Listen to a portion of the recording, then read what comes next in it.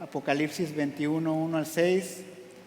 Entonces vi un cielo nuevo y una tierra nueva, porque el primer cielo y la primera tierra pasaron y el mar ya no existe. Y vi la ciudad santa, la nueva Jerusalén, que descendía del cielo de Dios, preparada como una novia ataviada para su esposo. Entonces oí una gran voz que decía desde el trono: el tabernáculo de Dios está entre los hombres y Él habitará entre ellos. Y ellos serán su pueblo y Dios mismo estará entre ellos. Él enjugará toda lágrima de sus ojos. Y ya no habrá muerte, ni habrá más duelo, ni clamor, ni dolor, porque las primeras cosas han pasado. El que está sentado en el trono dijo: yo hago nuevas todas las cosas. Y añadió: escribe, porque esas palabras son fieles y verdaderas. También me dijo: hecho está, yo soy el Alfa y el Omega, el principio y el fin. Al que tiene sed, yo le daré gratuitamente de la fuente de agua de vida. Yo quiero estar ahí, hermanos. Y sabemos que para estar ahí únicamente es por nuestro Señor Jesucristo, ¿verdad? Por su gracia, no por algo bueno que haya en nosotros. No, con lo único que cooperamos para estar ahí fue con nuestro pecado. Y Cristo vino y pagó por nuestro pecado. Estaremos ahí en un lugar que no tiene, ¿verdad?, explicación en como vemos el mundo hoy. Esto va a pasar, pero algún día estaremos con nuestro Señor. Amén. Pueden sentarse, hermanos.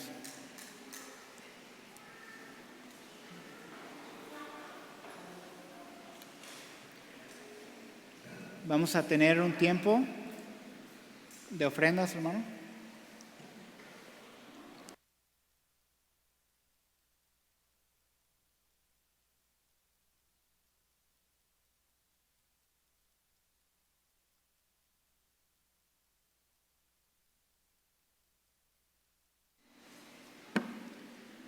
Continuando con el servicio, vamos a tener una lectura con respecto para la ofrenda, donde nos dice que debemos de ofrendar con sabiduría.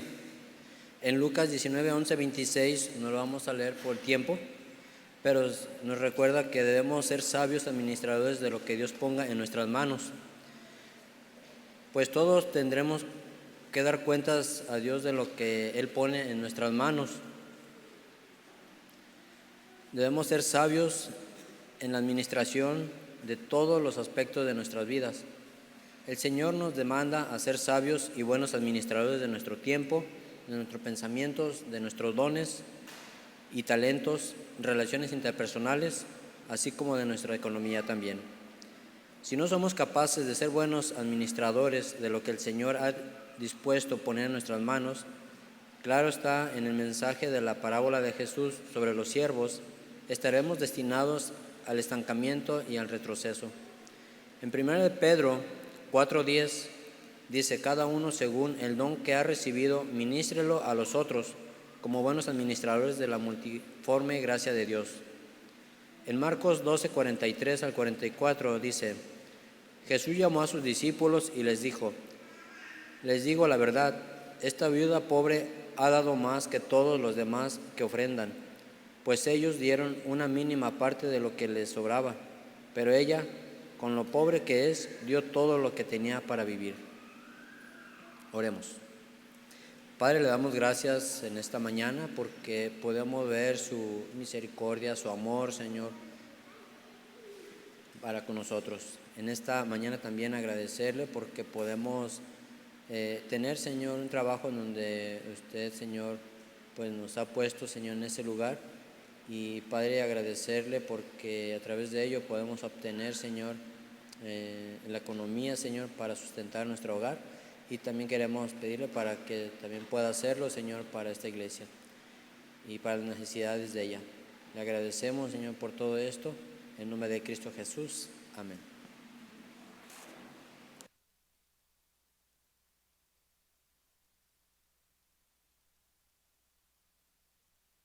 niños pueden salir con sus maestros. Nosotros nos quedamos en la predicación, hermanos.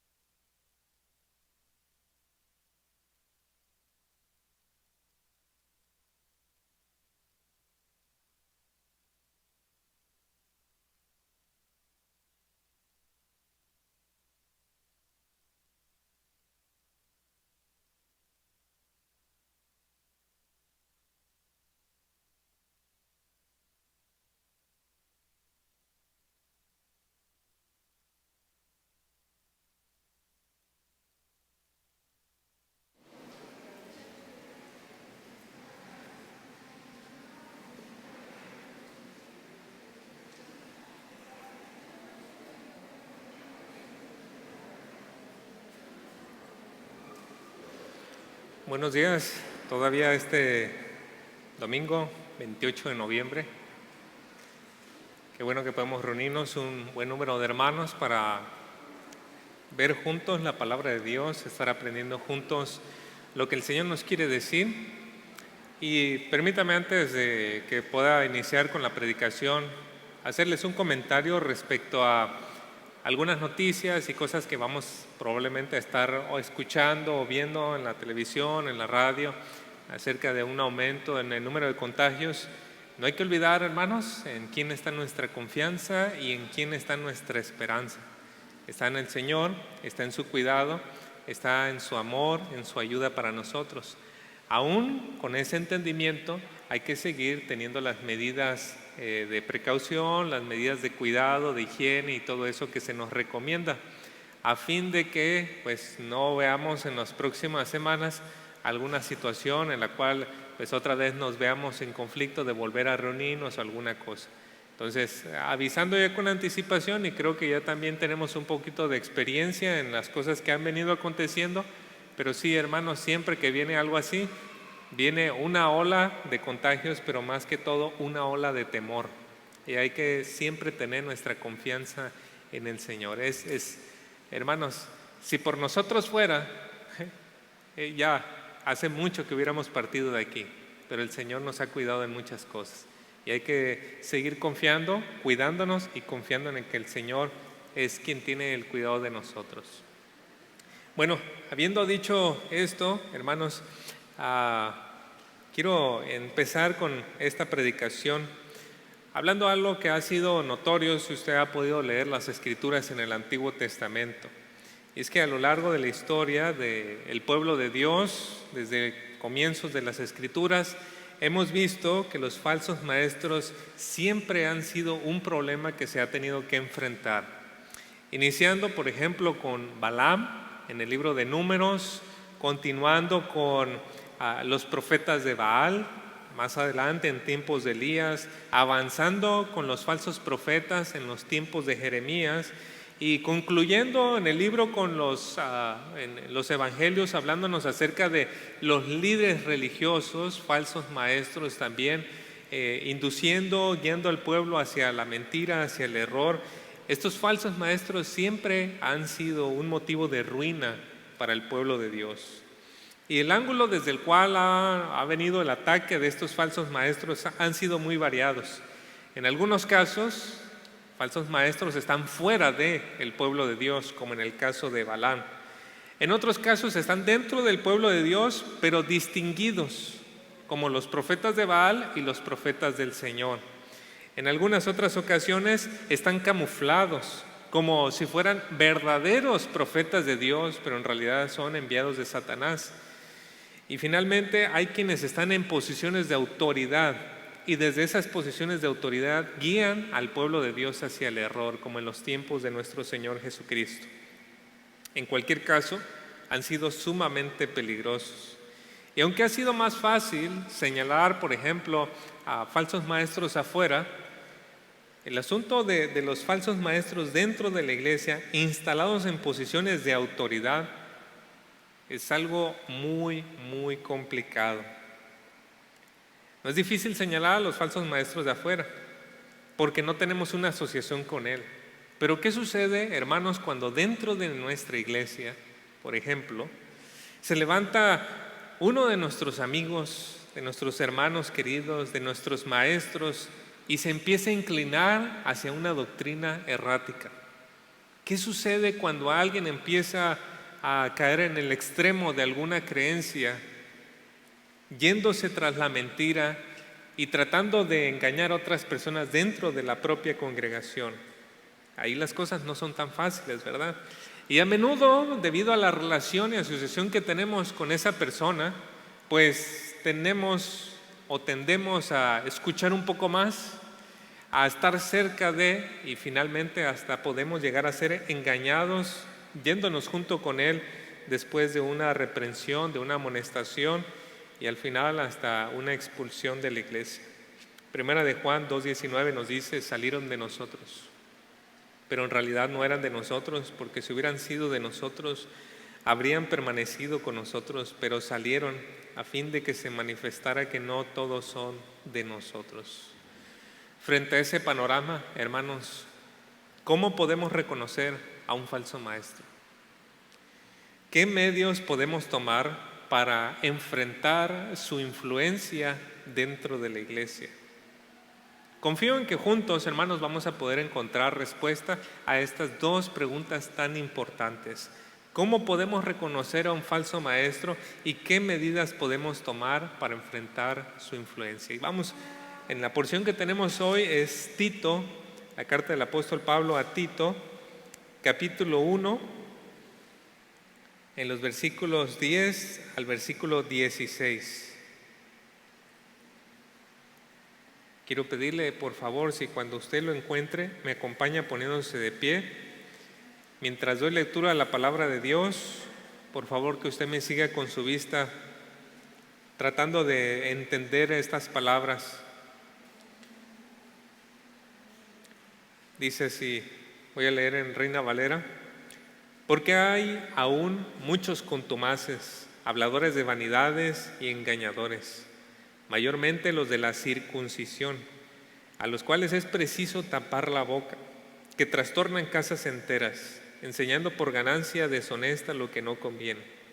Uno de ellos, su propio profeta, dijo: los cretenses, siempre mentirosos, malas bestias, glotones ociosos. Este testimonio es verdadero, por tanto, repréndelos duramente, para que sean sanos en la fe, no atendiendo a fábulas judaicas ni a mandamientos de hombres que se apartan de la verdad. Todas las cosas son puras para los puros, mas para los corrompidos e incrédulos nada les es puro, pues hasta su mente y su conciencia están corrompidas. Profesan conocer a Dios, pero con los hechos lo niegan, siendo abominables y rebeldes, reprobados en cuanto a toda buena obra. Oremos. Una vez más, oh Dios y Padre Celestial, Dios de luz, Dios de misericordia, compasión, Dios que es cercano a su pueblo, Dios que viene al encuentro con nosotros, le adoramos en esta hora. Y cómo reconocemos y suplicamos, Señor, de su ayuda, para que usted nos ayude a entender su palabra, para que su Espíritu en estos momentos traiga un entendimiento de qué somos como iglesia y que nos ayude también a cuidarnos, a poder ser entendidos y precavidos acerca de estas palabras. Ayúdenos como iglesia a que nos podamos seguir preparando para el encuentro con nuestro Señor Jesucristo, aquel que nos redimió con su sangre en esa cruz, aquel que pagó por nuestros pecados, pero que resucitó y está a la diestra suya, su Hijo amado. Y es en su nombre que pedimos esto con fe y con gratitud. Amén. Puede tomar su lugar. Así iniciamos nosotros, hermanos, con uno de los temas importantes dentro de esta epístola del apóstol Pablo a Tito, Y este tema es el peligro de los falsos maestros que desvían a la iglesia de su identidad y su quehacer. Es decir, Dios nos ha dado una identidad. ¿Qué somos? Somos un pueblo redimido por la sangre del Señor Jesucristo. ¿Y qué estamos haciendo en este mundo? ¿Qué esperamos? ¿Qué nos aguarda? ¿Cuál es nuestro propósito, nuestra meta? Es prepararnos para el día del encuentro con nuestro Señor Jesucristo. En algún punto entran estos falsos maestros para desviarnos de ese propósito. ¿Quiénes somos? ¿Qué hacemos? Bueno, los falsos maestros entran para que perdamos de vista estas dos cosas tan importantes. La última predicación que nosotros vimos nos dejó en la puerta de este tema. ¿Por qué? Porque hablábamos en los versículos 5 al 9 que es necesario que se establezcan líderes dentro de la iglesia, líderes con una vida ejemplar. Ejemplar no significa perfecto, pero ejemplar que puedan ser un modelo de piedad para el resto de la iglesia. Líderes que puedan guiar entonces a la iglesia siendo un ejemplo, un reflejo del Señor Jesucristo. Pero la última parte, el versículo 9, es la que nos dejó a la puerta de este tema, porque dice que el obispo debe de ser capaz de refutar a los que contradicen. Es decir, hay una parte de la función de los líderes en una iglesia, llámese anciano, pastor u obispo, que tiene que ver con proteger a la iglesia de falsas enseñanzas, poder convencer, poder refutar a aquellos que contradicen. Y ahora nuestro texto sigue ese mismo hilo, porque es necesario que se levanten estos líderes debido a que hay falsos maestros. Los falsos maestros son un problema que no podemos obviar dentro de las iglesias. Y de nuestro texto nosotros vamos a darnos cuenta de tres cosas. Dos son descripciones acerca de los falsos maestros y una tiene que ver cómo tenemos que reaccionar frente a ellos. Quizás la cosa más importante para nosotros, hermanos, es reconocer a un falso maestro. Porque si ya lo podemos reconocer, empezamos a sentir cierta aversión hacia las cosas que él enseña o dice. Pero si no lo logramos reconocer, estamos a merced de que nos guíen a la mentira. Entonces, por eso tenemos aquí dos descripciones y una reacción. Veamos entonces la primera descripción, la descripción social de los falsos maestros. En el versículo 10 nos dice: porque hay aún muchos contumaces, habladores de vanidades y engañadores, mayormente los de la circuncisión. El desafío que tenía que encarar Tito era verdaderamente difícil. Acuérdense, Tito estaba en Creta, había sido el delegado del apóstol Pablo para que representara a Pablo en esta isla. Allá creo que en el día de hoy es parte de Grecia, esta isla de Creta. Entonces Tito estaba ahí como delegado del apóstol Pablo y bueno, menciona las características de estos hombres, ¿no? Y por escuchando estas características ya son personas difíciles. Pero tenemos un dicho que dice: no es lo duro sino lo tupido. No es que había unos pocos, pero que había muchos así. Así que Tito tenía que enfrentar una situación bastante difícil, con mucha gente que sería rebelde y bueno, todas las cosas que se mencionan más adelante. Por eso Tito necesitaba líderes que le ayudaran en esa tarea. ¿Por qué? Porque los líderes hacen un contrapeso a aquellos falsos maestros. La influencia de estos hombres falsos, maestros, era muy peligrosa. Si usted en una java pone un montón de manzanas buenas y pone una manzana podrida, ¿qué sucede al día siguiente? Otras manzanas amanecen podridas. Usted puede poner 5 manzanas podridas y 100 manzanas buenas, y las manzanas buenas no van a hacer que las podridas mejoren, ¿verdad? Entonces, qué difícil era la situación de Tito, para lo cual necesitaba tener los ojos abiertos, ser un cazador de talentos, es decir, mirar quiénes pueden ser líderes, establecerlos en la iglesia y enfrentar a estos falsos maestros que estaban empezando a dañar a las casas. Hay algunas cosas que se dicen de estos falsos maestros por las cuales podemos reconocerlos. Lo primero dice que son contumaces. Esta palabra en el griego es el antónimo de someterse. Son personas que no se quieren someter. Por esa razón, la Biblia de las Américas lo traduce como rebeldes. Son personas insubordinadas, no le quieren rendir cuentas a nadie. Y siempre que tienen que hablar, ver una autoridad, ellos tienen una aversión en contra de la autoridad. Hoy se pueden reconocer personas así por una falsa modestia. Dicen, yo no creo en los pastores. Para mí el único pastor es Cristo. Y todos los demás somos iguales. Y en un sentido así es, hermanos. En un sentido todos tenemos el mismo valor delante de Cristo. Nadie es más ni mejor ni nada delante de la presencia del Señor. Pero Efesios 4 nos dice que Dios estableció pastores y maestros en la iglesia para edificar a la iglesia. Así que hay un punto en el que Dios ya ha establecido orden para la iglesia. Pero algunos en su falsa modestia dicen, yo no me someto más que a Cristo. Otra manera en que se pueden reconocer estos contumaces es que son personas incorregibles. No se les puede llamar la atención. No hay un versículo que aplique para ellos. Siempre tienen razón para quejarse de la forma en que les llamaron la atención. Y siempre desvían el pecado de sí mismos. No, es que el pastor no me lo dijo con amor. Entonces ya el problema es el pastor que no dice las cosas con amor y no que yo estoy haciendo un desbarajuste en todas las cosas, ¿no?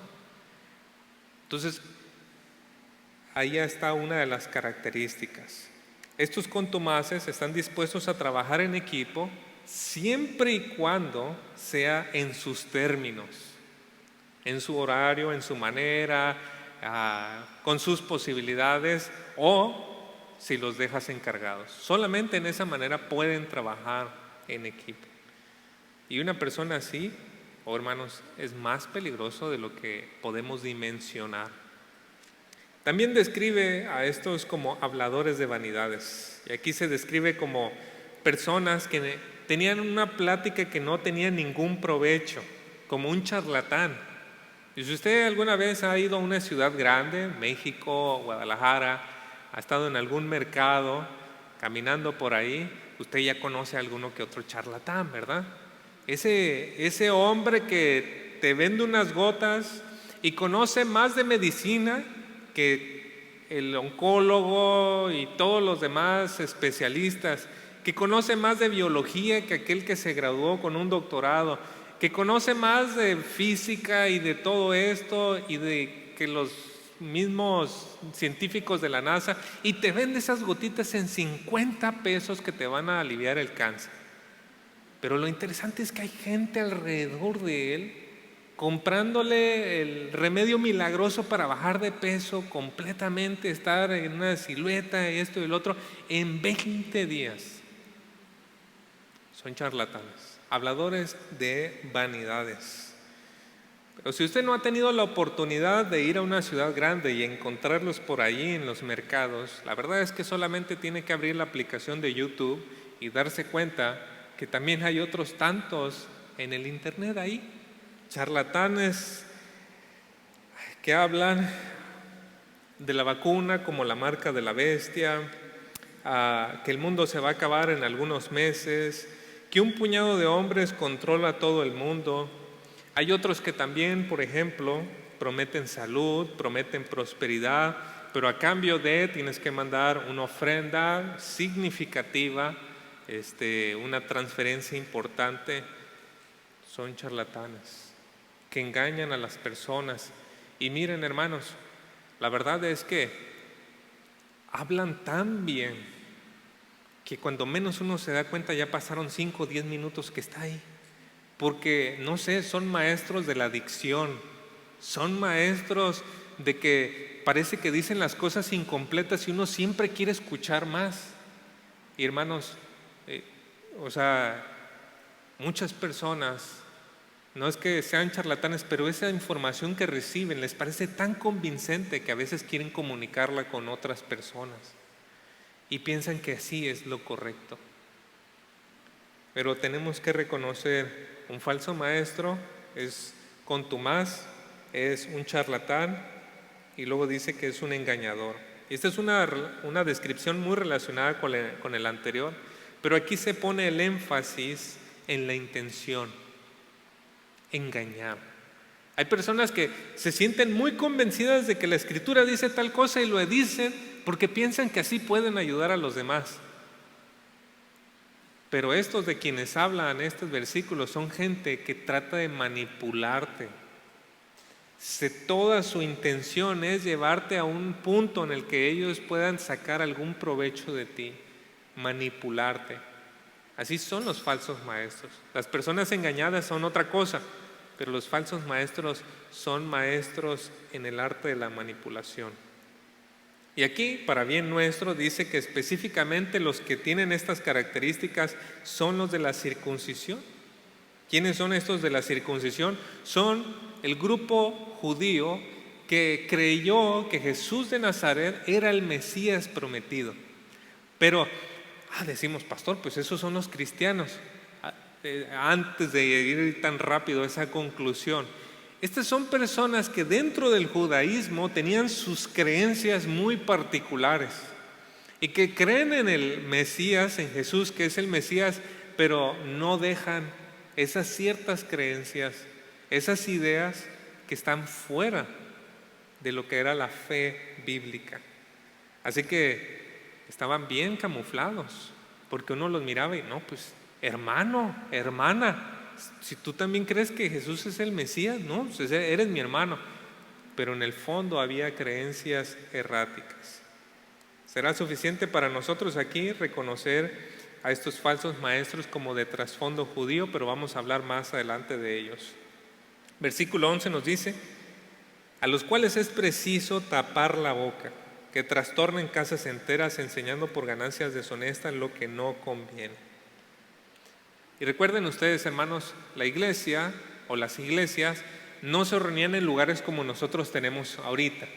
Las iglesias se reunían en casas. Entonces, estos falsos maestros, al momento en que Tito no tiene suficientes líderes para abastecerse en las enseñanzas en las diferentes casas, estos iban a esas casas donde el líder quizá era más débil, era menos conocedor, entraban ahí, somos hermanos, y empezaban entonces a proclamar su falsedad, su mentira. Y de esa manera sacaban provecho económico de las familias en los lugares donde se reunían. El resultado de su actividad es que trastornaban casas enteras. Y esa palabra trastornar es poner de cabeza, es la idea. Y eso es lo que sucedía. El orden de la familia al parecer se veía afectado. No sé exactamente qué enseñaban, pero por el contexto más adelante en el capítulo 2 parece que estos falsos maestros enseñaban como: tú tienes libertad, tú ya tienes una gran posición, tú, mujer, no tienes por qué someterte a tu esposo, no tienes por qué sujetarte a él, no tienes por qué hacerle caso. Tú, hijo, tú no tienes por qué tampoco sujetarte, tú ya eres libre, eres igual que tu padre. Tú, siervo, esclavo, no necesitas sujetarte a nadie, tú no eres esclavo de nadie, tú eres un hijo del rey. Y debido a eso, ¿qué empezaba a provocar? Pues que la esposa ya no quisiera someterse al marido, la señora ya no quería prepararle el desayuno, la comida o la cena al Señor, ¿no? ¿Por qué? Igualdad de género. A ver, prepara el desayuno, la comida, a ver, haz esto, lava la ropa, ¿no? Qué sé yo. O los hijos con una forma irrespetuosa hacia los padres, o el trabajador, el siervo, el esclavo que tenía que llegar a trabajar y su patrón le decía: oye, tienes que hacer esto. Si yo soy hijo del rey, ¿qué me vas a mandar tú? Entonces estaban trastornando, estaban poniendo de cabeza Todo, o sea, la sociedad entera se estaba viendo afectada por estos falsos maestros, porque todo comienza en la familia, hermanos. Por eso el apóstol Pablo decía, hay que taparles la boca a estos hombres. Es preciso taparles la boca. Y si lo pensamos cuidadosamente, esa es una imagen muy fuerte, hermanos. Algunos comentaristas que quieren suavizar las palabras del apóstol Pablo dicen, no, es que hay que taparles la boca con el buen ejemplo. Pues a veces sí funciona, ¿no? Dando un buen ejemplo, las personas se silencian.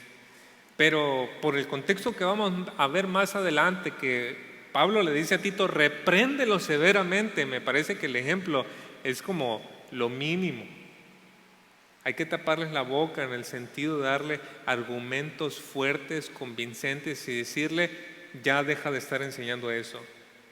Estás afectando una familia y más adelante toda una sociedad debido a tus falsas enseñanzas. Y si no quieres sujetarte, ahora sí que conforme la palabra tú tienes que salir de aquí. Porque estaban afectando severamente, hermanos. Y Pablo le dice, es necesario taparles la boca. Como es de esperar, los falsos maestros eran y son un reflejo de su época también. Por eso nos dice el versículo 12. Uno de ellos, su propio profeta, dijo, los cretenses siempre mentirosos, malas bestias, glotones ociosos. Y el versículo 13, este testimonio es verdadero. Los comentaristas señalan que el profeta cretense al cual se hace referencia aquí es Epiménides. Él vivió en el siglo VI a.C. y en realidad este no era un profeta sino un poeta, pero supo delinear muy bien cómo era la personalidad de los ciudadanos en Creta. Y usted sabe, hermanos, cada ciudad tiene una personalidad. Si usted y no quiero ofender a nadie porque cada lugar es muy diferente, pero si usted, por ejemplo, ¿cómo es la gente de, no sé, Chihuahua? ¿Cómo es la gente de México? ¿Cómo es la gente de este lugar? Usted puede identificar 2 o 3 rasgos muy característicos. Y este profeta captó muy bien la esencia de cómo eran los cretenses. Y los describió, como vemos ahí, mentirosos, malas bestias, glotones ociosos. Y el apóstol Pablo dijo, es verdad, yo estuve ahí, lo vi y así son. Tenían tan mala fama los cretenses que otro poeta llamado Calímaco, qué nombre para un hijo, ¿verdad?, dijo que los cretenses habían construido la tumba de Zeus. Pero resulta, pues el problema es que para la mitología griega Zeus es un dios que no puede morir, pero los cretenses tenían su tumba. Así de mentirosos eran. De hecho es que existía la palabra cretizar para referirse a alguien que estaba mintiendo con mucha astucia. O tú ya estás cretizando. Era un mentiroso hábil ese hombre. De hecho, Creta era el único lugar, y esto lo estoy tomando de citas de personas en ese tiempo que hablaron, Creta era el único lugar donde hacer dinero de cualquier manera posible no era visto como algo malo. El problema es que tú no estuvieras haciendo dinero. Si tú hacías dinero vendiendo droga, prostitución o esto o lo otro, estaba bien, porque al final estabas trabajando, estabas poniendo a trabajar dinero. Pero si tú no hacías nada, ahí estaba mal. Así de grave eran las cosas. Y uno no se alcanza a imaginar, hermanos, qué clase de maldades pueden florecer en un terreno así. Pero los falsos maestros claramente eran un reflejo de su cultura, de su época, de su tiempo. Eran unos mentirosos y trataban de sacar provecho económico de las personas. Esto nos muestra que no habían experimentado un verdadero cambio en su corazón. Por eso, hermano, tenga cuidado cuando empiece a notar que los maestros y que los pastores se parecen más a los hombres del mundo que a siervos de Dios. De esta manera ya tenemos una descripción social de los falsos maestros y ahora procedamos con la reacción a ellos. Versículo 13, en la segunda parte nos dice: Por tanto, repréndelos duramente para que sean sanos en la fe.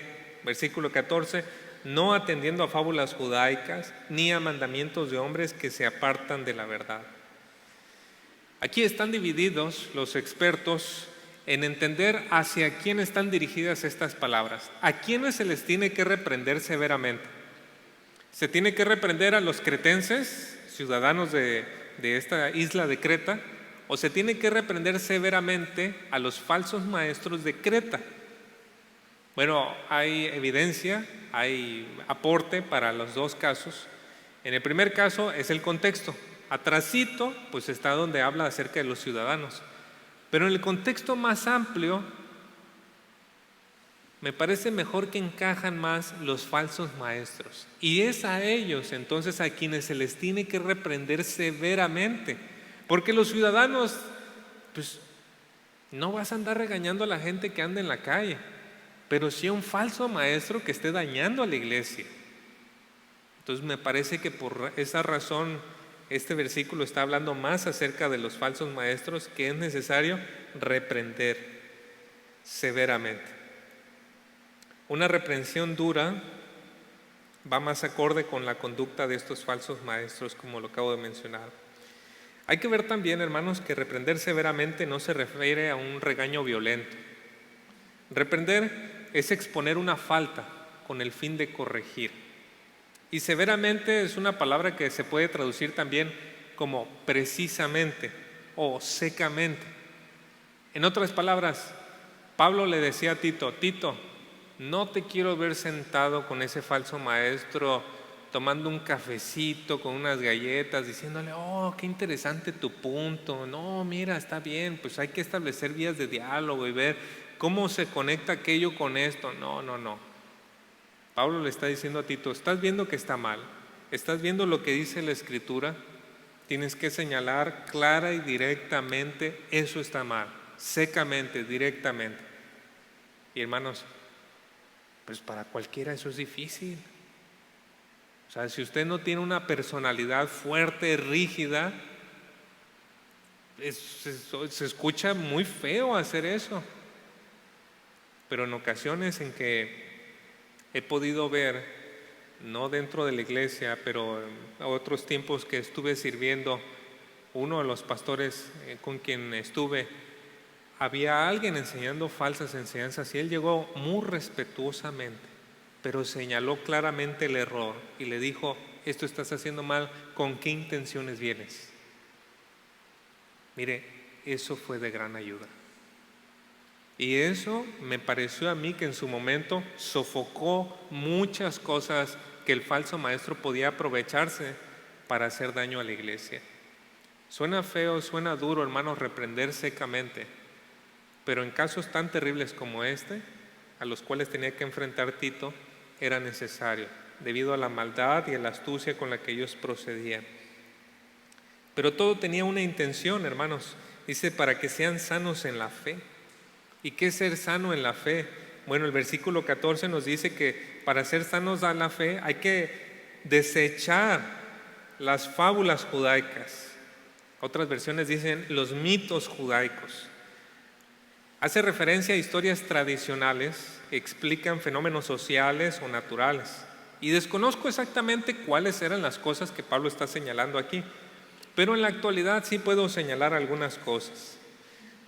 Por ejemplo, mirando en YouTube, donde hay los anuncios de estos falsos maestros, hay un hombre llamado Michael Root, es un americano si no me equivoco.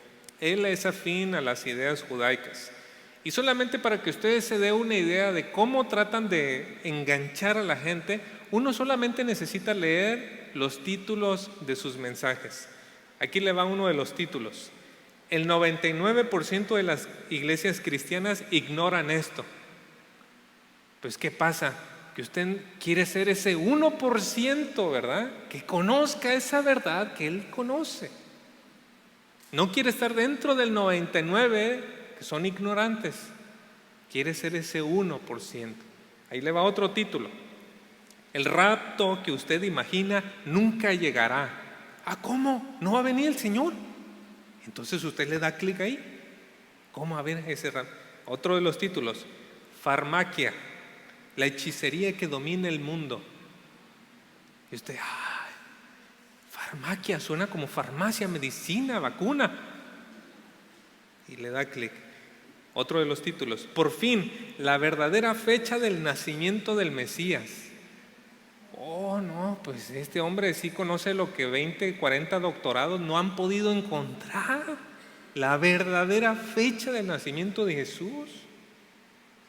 ¿Nota usted? Son solamente los títulos. Michael Root tiene 239,000 suscriptores. Y sus videos, al momento en que los hace, 2 días después, hay 80, 70,000 personas que los han visto. No estoy hablando de un hombre sin influencia y sin importancia. Estoy hablando de un hombre que puede estarle hablando a toda nuestra ciudad en cada transmisión que hace. Otro falso maestro, y este es mexicano, es igualmente afín al judaísmo, es Javier Palacios Elorio. Y le voy a decir algunos de sus nombres de sus videos igualmente para que noten cómo buscan con mitos judaicos atraer la atención. Uno de sus videos dice: advertencia, algo aterrador pasará este 2025. Pues claro que usted no se quiere perder esa cosa, ¿no? Esa profecía. Otro de sus videos dice: ¿qué significa esta señal en los cielos? ¿Por qué se repite ahora? Pues usted no se quiere perder esa señal. ¿Y cuál señal será? Pero si usted le pica en uno de esos videos, él empieza a hablar: no, y tengo otro video, y por favor mire este video, y pasan los primeros 10 minutos y usted está ansioso de ver qué es eso. Y después pasa los siguientes 20 minutos hablando de esto y del otro y de números y que acá y que allá. Y luego los últimos 5 minutos y nunca dijo nada. Una verdadera charlatanería. Y tendré que pedir perdón a Dios por haber desperdiciado esos 40 minutos tratando de encontrar qué quería decir este hombre, porque nunca dijo nada. Este hombre apenas hizo un video hace 2 días y ya tenía 12,000 vistas. No estoy hablando de una persona sin influencia. Es un charlatán que está engañando a muchísimas personas. Usted podrá decir: pastor, creo que es un poco incómodo que esté señalando estas cosas así. Bueno, tal vez será incómodo, hermanos, pero si esa incomodidad podrá ayudar a que algunas familias dejen de ser trastornadas, ¿valdrá la pena? Yo creo que sí. A veces que no podemos ser agradables en todo, pero estas personas verdaderamente hacen mucho daño a la iglesia. Luego Pablo también le dijo a Tito acerca de no prestar atención a mandamientos de hombres. Y ahí Pablo estaba haciendo un eco de lo que Isaías 29:13 nos dice. El Señor dice: este pueblo me alaba con la boca y me honra con los labios, pero su corazón está lejos de mí. Su adoración no es más que un mandato enseñado por hombres. Así que en los tiempos de Isaías, en los tiempos de Jesús, había personas que habían hecho mandatos más allá de lo que la Biblia enseñaba, una malla más allá de lo que era lo que Dios había prohibido. Ponían esa malla y decían: no debes de pasar aquí. Y siempre se adjudicaban más sabiduría que Dios. Y vamos a verlo específicamente en el tema de los alimentos. Ahí nos vamos a extender en los últimos versículos 15 y 16 para ver otra descripción más acerca de los falsos maestros. Vimos una descripción social, vimos cómo debemos de reaccionar, y en tercer lugar una descripción espiritual. Versículo 15 dice: todas las cosas son puras para los puros, mas para los corrompidos e incrédulos nada les es puro, pues hasta su mente y su conciencia están corrompidos. El contexto de estas palabras son cuestiones alimenticias. Los falsos maestros dicen que hay alimentos puros y hay alimentos impuros. Y usted me va a decir: pastor, pero eso es lo que dice la Biblia. Libro de Levítico dice que hay alimentos puros y hay alimentos impuros. Entonces, ¿por qué usted dice que no? Bueno, no lo digo yo. Es verdad, Dios estableció en el libro de Levítico ciertos alimentos. Dijo que ciertos alimentos son puros Y ciertos alimentos, ciertos animales son impuros. Pero hay que entenderlo, que todo eso tenía principalmente un fin didáctico: enseñarle al pueblo de Israel la manera correcta en que se tenía que acercar a Dios. No era en sus propios términos, era en los términos de Dios. Y si Dios decía, yo quiero que sea así, entonces el pueblo de Israel tenía que entender, esta es la manera que a Dios le agrada. Porque si no, llega a suceder lo mismo que sucedió con Caín y Abel. Uno le entrega al Señor y el otro le entrega algo conforme a lo que pues él considera, como quiere él agradar a Dios a su manera. Pero Dios establece, estos son los alimentos apropiados para presentarse a mí en adoración, en alabanza, llevar al templo esto como ofrenda, y estos no. Pero hermanos, hasta ontológicamente hablando, los animales no tienen pecado. No son puros e impuros como nosotros debido al pecado. Ellos no tienen una moralidad, no son responsables. Dios no va a hacer un juicio a las gallinas, a los caballos y a los pollos, porque no hay pecado en ellos. No son inmundos en sí mismos, sino hay que entenderlos adecuado o inadecuado para presentarlo al Señor. Es en esos términos. Por eso el Señor en Marcos 7, 18 al 19 dice: y Él les dijo, ¿también vosotros sois tan faltos de entendimiento? ¿No comprendéis que todo lo que de afuera entra al hombre no le puede contaminar? Porque no entra en su corazón sino en el estómago y se elimina. Y luego nos da la explicación, declarando así limpios todos los alimentos. No soy yo el que dice que todos los alimentos están limpios, es Jesús quien dijo que todos están limpios. A menos que seamos judíos, a menos que tengamos alguna alergia, o a menos que por motivos de salud abstenernos de ciertos alimentos que Dios hizo y son perfectamente comestibles con el propósito de agradar a Dios, revela un problema del corazón. No, yo no quiero comer eso porque eso es malo. A ver, ¿lo haces por motivo de salud? ¿Eres judío o te da alergia? No, es que eso es malo. Y fíjese que en el día de hoy los falsos maestros han sabido camuflar un poquito también esta idea, este concepto, porque en el día de hoy usted va a encontrar que los falsos maestros hablan de que no, es que ya vienen genéticamente modificados, no le eches el Nor Suiza porque tiene cáncer y esto y porque el otro y esto y el otro, y le agregan una cualidad moral a los alimentos, cuando en ningún sentido puede ser. O sea, si es por motivos de salud es una cosa, pero si usted ya está dándole una cualidad moral a los alimentos, los está convirtiendo en personas. Así que ahí es donde usted puede notar cuando una persona dice, no, es que no, ahorita ya no es bueno ni comer pollo porque ya le inyectan hormonas, así. Hay que levantar las orejitas y decir, a ver, ¿cómo está este asunto? Posiblemente esa persona está teniendo ideas erráticas. Versículo 16, profesan conocer a Dios, pero con sus hechos lo niegan, siendo abominables y rebeldes, reprobados en cuanto a toda buena obra. La última descripción nos habla mucho de su condición espiritual. No tienen relación con Dios. Es cuando dicen profesan conocer a Dios, pero con sus hechos lo niegan. Son una ofensa a los ojos de Dios. ¿Sabe qué era considerado abominable en el Antiguo Testamento? Un ídolo. Y aquí dice, estos son abominables. Luego dice, son rebeldes, no se quieren someter a Dios. Y luego dice que son reprobados en cuanto a toda buena obra, son inútiles para los propósitos de Dios. Quiero empezar entonces a concluir. La iglesia debe ir encaminada al encuentro con nuestro Señor Jesucristo. Y Dios le ha dado a la iglesia todo lo que necesita para prepararse para ese encuentro. ¿Qué nos ha dado Dios? Dios nos ha dado su Espíritu. Su Espíritu para guiarnos, su Espíritu para mostrarnos las verdades, su Espíritu para convencernos de pecado. Nos ha dado su Espíritu para ser ricamente bendecidos en muchas maneras. Pero Dios también ha dado su palabra a través de la cual renovamos nuestra mente y sacamos aquellas cosas malas que veníamos trayendo, actitudes, pensamientos, ideas, se van desechando con la palabra de Dios.